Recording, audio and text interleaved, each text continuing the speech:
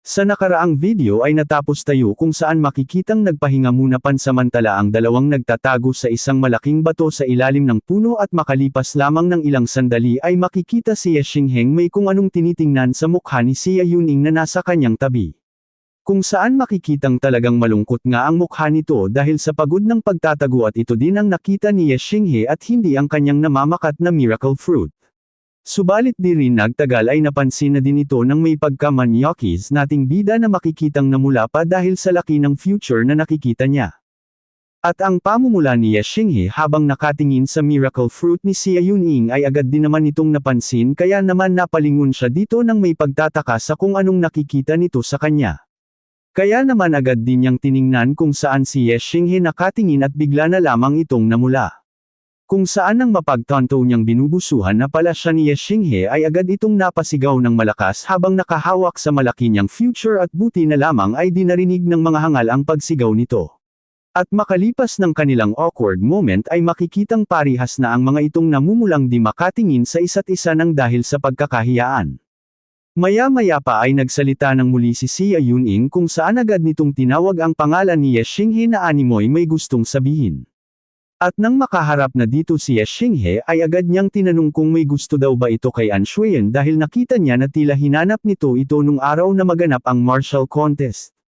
At ang biglaan nitong tanong patungkol kay Anshuyan ay ikinagulat naman ng ating bidang napalingon dito ng may pagtataka dahil di niya maintindihan kung bakit ito nagtatanong ng mga ganitong bagay.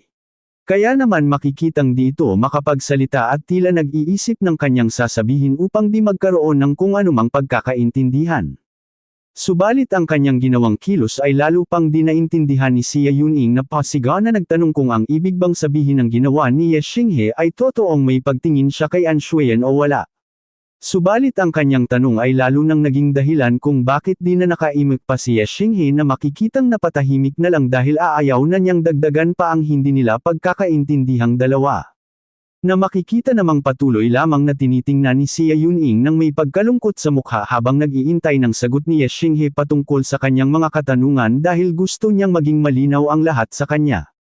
Subalit sa patuloy na pananahimik ng ating bida sa mahaba-habang sandali ay sumuko na din itong sasagutin pa ni Ye Xinghe ang kanyang katanungan kaya naman lalo lang siyang nalungkot at umiwas na lang ng tingin dito. At makikitang mas pinili na lang niyang ilukip-kap ang kanyang mga tuhod senialis na talagang malungkot siya na di niya nakuha ang kasagutan ni Ye Xinghe patungkol sa tanong na gustong-gusto niyang masagot. At nagpatuloy ang katahimikan sa pagitan nilang dalawa na animoy walang gustong magsalita patungkol kay Anshuyan kaya naman para magbago ang usapan ay sinabi na lang ni Xia Yuning na masyado na siyang giniginaw dahil sa pagtagabsong nila sa lawa. At sa gitna ng kagubatan malapit kina Ye Xinghe kung saan sila nagtatago. Ay bigla na lamang may misteryusong paggalawa ang nangyari sa malawak nitong kapaligiran senialis na merong kung anong paparating patungo sa kanilang pinagpapahingahan. At ang pagkalusko sa bawat dako ng kapaligiran ay agad namang napansin ni Ye Xinghe at bakas sa mukha nito na tila di maganda para sa kanila ang kung anumang papalapit sa mga ito. Maya-maya pa ay makikitang tumitindi ang masamang pakiramdam ni Ye Xinghe kaya naman agad niyang sinabi kay Xia Yuning na mukhang may di magandang papalapit sa kanila kaya kailangan nilang maghanda kung sakali, na napalingon naman dito ng may pagtataka dahil di niya maintindihan kung bakit tila iba ang ikinikilos ni Ye Xinghe. At ang kanyang pagtataka sa ating bida ay napalitan ng biglaang pagkabahala dahil bigla na lamang malakas na sinabi ni Ye Xinghe kailangan na nilang makaalis ng mabilis sa kanilang kinauupuan at ang tunong boses nito ay nagpapahiwatig ng isang kapahamakan sa kanila. Subalit bago pa ang dalawa makagawa ng kilos ay isang malakas na pag-alingangaw ang lumanig sa buong kagubatan dahilan ng kanilang pagka-alerto at bahagya din silang natigilan ng dahil sa lakas ng ungol mula sa di pa malamang halimaw. Maya-maya pa ang napalingon na silang parihas sa isang dako ng kakahuyan kung saan magkakaroon dito ng malakas na paggalaw senyales na dito lalabas ang may gawa ng umalangaw-ngaw na ungol ng halimaw. At makikitang makalipas nga lang ng ilang sandali ay parihas silang nanlaki ang mata sa sumambulat sa kanila at di sila makapaniwala sa tinataglay nitong kakaibang lakas, at ang nakita nilang dahilan ng kanilang pagkagulat ay makikitang isang animoy higanteng halimaw na sila mismo ang tinutungo. At makalipas nga lang ng ilang sandali ay tuluyan ng lumabas sa makapal na kakahuyan ang isang demon beast at talagang di maitatangging lubha itong mapanganib dahil sa sukat pa lamang na tinataglay ng halimaw. Kung saan agad din itong naging alerto nang makita ng halimaw ang dalawa kaya naman agad siyang nagbigay ng isang mabangis na titig sa dalawa kasabay ng isang nakakapangilabot na angle senyales na di din ito nagustuhang makakita ng tao sa kanyang lugar. At dahil sa pagka-agresibo ng higanteng Demon Beast ay makikitang agad itong nagbigay ng isang malakas na pag-ungol patungo kina Ye Xinghe na sinabayan pa nito ng malakas na pressure upang ipabatid na di talaga nito gustong makakita ng tao sa kanyang teritoryo. At ang malakas nitong pag-ungol na may kasabay na malakas na pressure ay makikitang labis na nakakaapekto sa dalawa kahit na nagtataglay na ang mga ito ang 6th Heavenly Layer Realm senyales na mas malakas pa sa kanilang pariho ang tinataglay na level ng Demon Beast. Maya-maya pa habang di pa din nawawala ang malakas na pressure na ilinabas ng halimaw ay may kung anong bagay ang kumuha ng atensyon ni Ye Xinghe dahilan ng bahagyan nitong pagkagulat. At ang ikinagulat pala ni Ye Xinghe ay ang biglaang paghawak ni Xia Yuning dito nang may kahigpitan kung saan ito din pala ang kumuha ng atensyon ni Ye Xinghe kanina, at makikitang talagang labis na nakakaramdam ng takot sa halimaw ang nakahawak na si Xia Yuning dahil nararamdaman din itong di basta-basta ang lakas ng halimaw. Habang si Ye Xinghe naman ay makikitang seryoso lamang na nakabantay sa susunod na gagawin ng dambuhalang halimaw at sa isip-isip nito na talagang di maitatangging napakalaki nito bilang halimaw at iniisip din niyang sila palang dalawa ang kauna-unahang nakadiscover dito dahil wala pa namang cultivator ang tumuntong isla sa gitnang bahagi ng lawan ng Blue Carp Town. At napag-alaman din ni Ye Xinghe base sa pressure na ilinalabas nito na ang halimaw ay kasalukuyan ng nasa 8th Heavenly Layer Realm na kung magkataong makalaban nila ay nakakasigurado siyang basta-basta na lang sila mabubur sa kasaysayan. At matapos sa ating bida ay lumipat naman ang tagpo sa mga hangal na cultivator kung saan agad nang silang narinig ang kasunod na malakas na ungol na ginawa ng higanteng Demon Beast dahilan upang mapalingon sila dito. At agad nilang napagtanto na malapit sa halimaw ang kanilang hinahanap dahil di basta-basta nagagalit ang halimaw kung wala itong nakikitang papwedeng maging banta sa kanya, kaya naman agad ang mga itong tumungo sa pinanggalingan ng malakas na pag-ungol. At makalipas nga ang ilang sandali ay agad na ding nakarating ang mga hangal sa isla kung nasaan sila Ye Xinghe. At agad ang mga itong pumasok sa kakahuyan upang agad na puntahan si Ye Xinghe sa pangunguna ng hangal nilang leader subalit bigla din itong mabigla nang makita niya kung ano ang kanilang nasa harapan. At nang makita niya ito ay mabilis niyang pinigilang umabanti ang kanyang mga kasamahan upang di na sila madamay pa sa galit ng halimaw, kung saan makikitang nanlaki pa ang mata ng isa nitong kasamahan nang makita kung gaano lalaki ang halimaw sa kanilang harapan.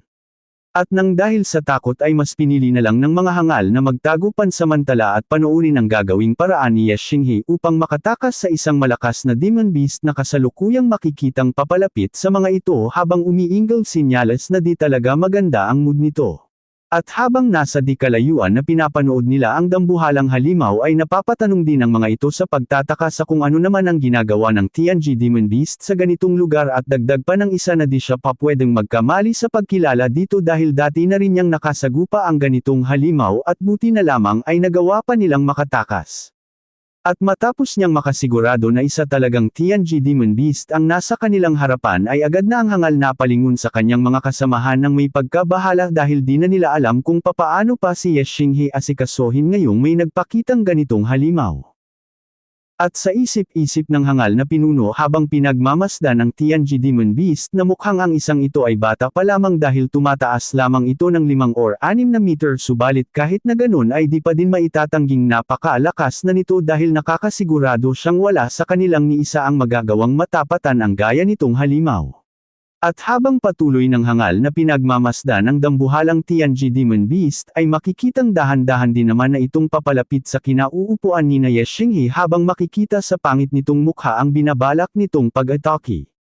Subalit bago pa makagawa ng pag-atake ang pangit na Tianji Demon Beast ay agad nitong napansin ang presensya ng mga hangal sa di kalayuan kaya agad din itong napalingon sa mga ito. At matapos niyang lingunin ang mga hangal ay mabilis niyang ibinalik ang kanyang masamang titig kina Ye Xinghe dahil sa ito ang mas malapit sa kanya kaya naman ito ang napagpasyahan niyang unahin kung saang ang kanyang titig ay nagpapahiwatig ng di nito magandang binabalak. Kung saan agad namang naalarma si Ye Xinghe nang makita niya ang mukha ng Tianji Demon Beast na may panggagalaiting titig sa kanila dahil makikita nga dito na mukhang galit na galit ang halimaw senyales na talagang aatake ito sa kanilang dalawa anumang oras. At makalipas nga lang ng ilang sandali ay di nga nagkamali si Ye Xinghe dahil makikitang mabilis nang ang nagbigay ng isang pag-atake ang pangit na Tianji Demon Beast nang makalapit na ito sa dalawa na agad din namang na-alerto dahil ramdam na ramdam nilang pariho ang malakas na pressure na nagmamula sa papalapit na pag-atake ng dambuhalang Tianji Demon Beast. At nang makita ni Ye Xinghe ang isang pag-atake ng halimaw ay agad na niyang ilinabas ang kanyang heavenly weapon na Frost Dragon's Halberd upang sabayan ang atake ng halimaw dahil batid niyang di niya kakayanin ang pag-atake kung sasaluhin niya lamang ito gamit ang buo niyang lakas ng walang tulong ng makapangyarihan niyang sandata. At makikita ding nang maglabas ng sandata si Ye Xinghe ay di naman nagpauli ang prinsesa dahil agad na din itong ilinabas ang kanyang moon circlet upang gamiting pangdepensa sa malakas na ataking papatama sa kanila at upang may maitulong siya kay Ye Xinghe dahil batid din niyang di basta-basta ang lakas ng pag-atake na kung hahayaan niyang si Ye Xinghe lamang ang sumalo ay siguradong malalagay silang pareho sa di magandang sitwasyon. Kaya naman makalipas pa ang ilang sandali ay makikitang agad na din ng dalawang pinagsama ang kanilang lakas upang ipang-atake sa Tianji Demon Beast upang subukang harangin ang malakas nitong atake sa kanila at para na din di sila magtamo ng malalang pinsala sa katawan. At ang nangyaring salpukan ay nagdulot ng isang malakas na pagsabog subalit makikitang tila di man lang naapektuhan ang dambuhalang halimaw sa nangyaring salpukan dahil makikitang kasalukuyan lamang itong nakatayo sa kanyang kinalalagyan. Habang makikita naman ang dalawang sandata na mabilis na tumilapon sa isang puno ng may napakabilis na bilis senialis na din ito nagawang harangin ang pag-atake ng dambuhalang Tianji Demon Beast. Habang makikita naman ang dalawang tumilapon din sa isang puno kung saan talagang di maitatangging napakalakas ng kanilang pagtalbog dahil nagkaroon pa ng bahagyang pagkasira ang puno na kanilang natilapunan senialis na di din talaga biro ang sinalubong nilang pag-atake kahit na pinagsama na nila ang kanilang parihong mga lakas at ang iniiwasan nilang malubhang pinsala ay kanila paring tinamunang magsalpukan na ang pariho nilang mga pag-atake. At sa isip-isip ng ating bida habang nakahandusay sa isang puno na malinaw na wala silang magiging laban sa Tianji Demon Beast na nagtataglay ng 8th Heavenly Layer Realm level kaya naman kinakabahan nitong iniisip ang sunod nilang gagawin upang makatakas sa nalalabing pagkapalang sa kamay ng mabangis na halimaw. At habang nakatingin siya sa dambuhalang Tianji Demon Beast ay agad niyang nakita ang bahagyang pinsala na naidulot ng kanyang Heavenly Frost Dragon's Halberd kaya naman naisip niyang ito na lamang ang natitira nilang pag-asa upang makatakas dahil kung lalabanan nila ito ng sabayan ay siguradong madali lang silang mapapaslang ng halimaw kahit na pagsamahin pa nilang muli ang kanilang mga lakas. Subalit agad din si Ye Xinghe nakaramdam ng pagkabahala nang makita niyang muli na naman gagawa ng isang pag-atake ang dambuhalang Tianji Demon Beast dahil kasalukuyan pa niyang iniinda ang tinamo niyang malalang pinsala sa katawan dulot ng pinakawalan nitong atake kanina. At lalo pa siyang naalarma nang makita niyang muli na namang lumalapit ang nasabing halimaw sa kanila na baka sa mukha na talagang seryoso na itong paslangin silang dalawa ni Xia Yuning at sa isip-isip ni Ye Xinghe na dito na talaga magwawakas ang kanilang mga buhay. Subalit nang makalapit pa ng bahagya ang Tianji Demon Beast ay agad na niyang inaktibo ang aura ng kanyang sandata upang agad na pumunta sa kanya dahil susubukan ng ating bidang muling makipagsapalaran gamit ang kanyang heavenly weapon.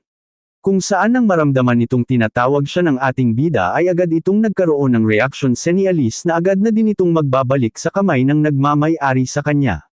At makalipas ng ilang sandali ng pagtawag ni Ye Xinghe sa kanyang sandata ay agad na din itong naglaho sa puno upang muling mabuo sa kamay ng ating bida na muling naghahanda ng isang pag-atake upang bahagyang makadepensa sa gagawing pag-atake ng halimaw sa kanila. At nang tuluyan nang makuha muli ni Ye Xinghe ang kanyang sandata ay agad na din siyang tumayo upang makabawi ng balansi at makapaghanda ng isang pag-atake na magagamit nilang pang-depend sa papa-ataking Tianji Demon Beast.